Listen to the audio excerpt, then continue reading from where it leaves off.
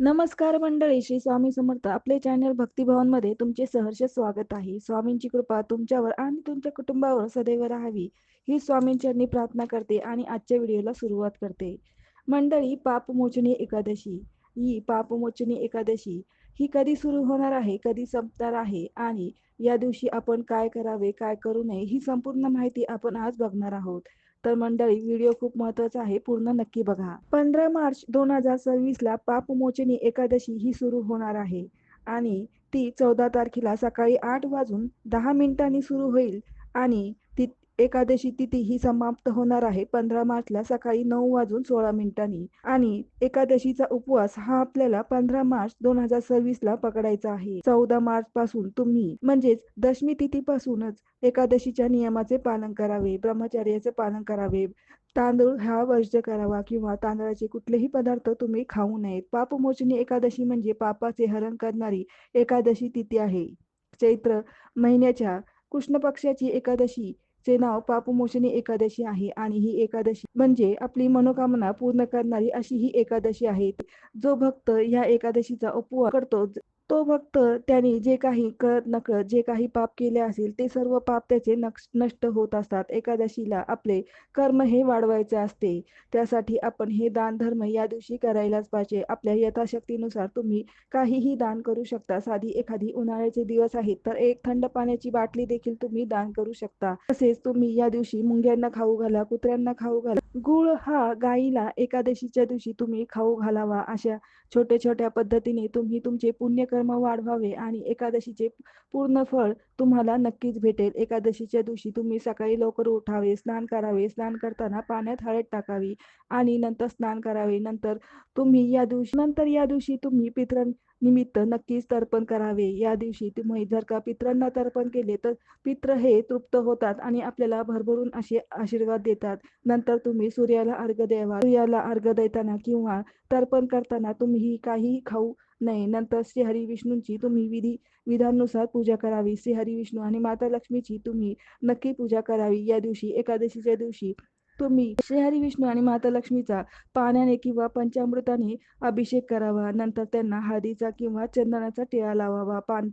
पांढरे तीळ हे अर्पण करावे. धूप दीपाने ओवाळावे. नंतर तुम्ही नैवेद्य म्हणून तुम्ही कुठलेही पिवळे पदार्थ, मिठाई असे अर्पण करू शकता. त्यानंतर एकादशी आहे तर तुम्ही या दिवशी केळीचे दान नक्की करावे. अशा प्रकारे तुम्ही सकाळची पूजा करून घ्यावी. नंतर संध्याकाळी देखील तुम्ही पूजा करावी, आरती करावी. श्रीहरी विष्णूंच्या नावाने तुम्ही अखंड दिवा हा ठेवावा, रात्रभर ठेवावा. त्यामुळे देखील तुम्हाला तुमच्या कामना पूर्ण होण्यास नक्कीच मदत होईल. या दिवशी एकादशी आहे तर तुम्ही या दिवशी विष्णू सहस्त्रनामाचे पठण किंवा श्रवण तर नक्कीच करावे. तसेच श्रीसूक्त, कनकधारा स्तोत्राचे पठण देखील तुम्ही या दिवशी करावे. एकादशीचे व्रत करताना तुम्ही संकल्प घेणे खूप गरजेचे असते. संकल्प घ्यावा, तुमचे नाव गोत्र सांगावे आणि तुमच्या इच्छा ज्या काही आहेत त्या सांगाव्यात आणि नंतर तो संकल्प सोडावा. अशा प्रकारे तुम्ही एकादशीच्या व्रताची सुरुवात करू शकता.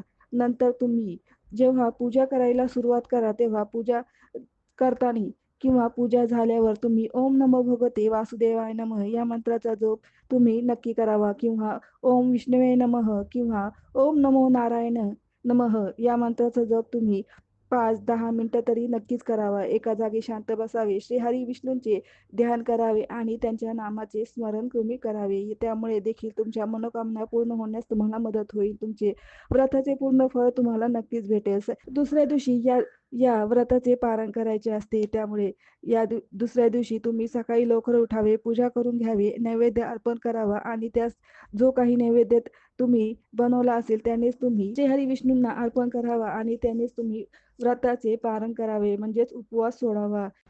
उपवास सोडण्याआधी तुम्ही श्रीहरी विष्णूंना प्रार्थना करा की माझे जे काही व्रत आहे ते तुम्ही स्वीकार करा आणि आमच्यावर कृपा करा. अशा प्रकारे तुम्ही श्रीहरी विष्णूंना प्रार्थना करा आणि नंतर उपवास सोडावा. या दिवशी तुम्ही सूर्योदय हा सकाळी 6 वाजून 35 मिनिटांनी होईल आणि सूर्यास्त संध्याकाळी 6 वाजून 12 मिनिटांनी होईल. ब्रह्ममुहूर्तावर काही जण जप तप करतात, पूजा करत असतात. तर ब्रह्ममुहूर्त हा सकाळी 5 वाजून 2 मिनिटांपासून ते सकाळी 5 वाजून 50 मिनिटांपर्यंत राहील. अभिजित मुहूर्त देखील पूजेसाठी जप तपसाठी खूपच असा शुभ असा मुहूर्त आहे. अभिजित मुहूर्तावर देखील तुम्ही कुठल्याही शुभ कार्याची सुरुवात करू शकता. अभिजित मुहूर्त हा दुपारी 12 वाजून 12 मिनिटांपासून ते दुपारी 1 वाजेपर्यंत राहील. तसेच या दिवशी राहू काळात कुठलेही कार्य करू नये. राहू काळ हा संध्याकाळी 5 वाजल्यापासून ते संध्याकाळी 6 वाजून 32 मिनिटांपर्यंत राहील. एकादशीचे पारण हे म्हणजेच उपवास हा सोडायचा असतो द्वादशी तिथीला. द्वादशी तिथी ही सुरू होत आहे 15 मार्चला 2026ला सकाळी 9 वाजून 16 मिनिटांपासून ते द्वादशी तिथी ही समाप्त होणार आहे 16 मार्चला 2026ला सकाळी 9 वाजून 40 मिनिटांपर्यंत. एकादशीचे पारणाचा शुभ मुहूर्त हा 16 मार्च 2026ला वार सोमवारी सकाळी 6 वाजून 30 मिनिटांपासून ते सकाळी 8 वाजून 54 मिनिटांपर्यंत राहील. अशा प्रकारे तुम्ही शुभ मुहूर्तावर एकादशीचे पालन करावे, त्यामुळे देखील तुम्हाला उपवासाचे पूर्ण फळ नक्कीच भेटेल. एकादशीचे व्रत करणार असाल तर तुम्ही दशमी तिथीपासूनच तुम्ही एकादशी तिथीचे नियमाचे पालन करावे, म्हणजेच तुम्ही ब्रह्मचर्याचे पालन करावे. तसेच तुम्ही तामसिक भोजन हे खाऊ नये, भात हा वर्ज्य करावा, तसेच तांदळापासून बनवलेले पदार्थ खाऊ नये. तसेच या दिवशी कुठलेही झाड हे तोडू नये, तुळशीचे पान हे तोडू नये आणि नैवेद्य दाखवताना तुम्ही श्रीहरी विष्णूंना जेव्हा नैवेद्य दाखवता त्याच्यावर तुळशीचे पान हे नक्की ठेवावे. त्यासाठी तुम्ही आदल्या दिवशी तुळशीचे पान हे तोडून ठेवावे किंवा बाजारामध्ये तुळशीचे पान हे भेटतात ती आणावीत. पण एकादशीच्या दिवशी तुम्ही तुळशीची पाने हे तोडू नये, त्यामुळे देखील आपले पापकर्म हे वाढत असतात. एकादशीच्या दिवशी तुम्ही रात्रभर अखंड दिवा ही नक्की ठेवावा. त्यामुळे तुम्ही उपवास करा किंवा नका करू, पण या दिवशी तुम्ही म्हणजेच 15 मार्च 2026ला एकादशी पापमोचनी एकादशीच्या दिवशी तुम्ही अखंड दिवा हा ठेवावा. त्यामुळे देखील तुमच्या मनोकामना पूर्ण होण्यास नक्कीच मदत होते. अखंड दिवा ठेवल्यामुळे श्रीहरी विष्णूंचा वास आपल्या घरात राहतो, माता लक्ष्मीचा वास आपल्या घरात राहतो. त्यामुळे या दिवशी अखंड दिवा हा तुम्ही ठेवावा.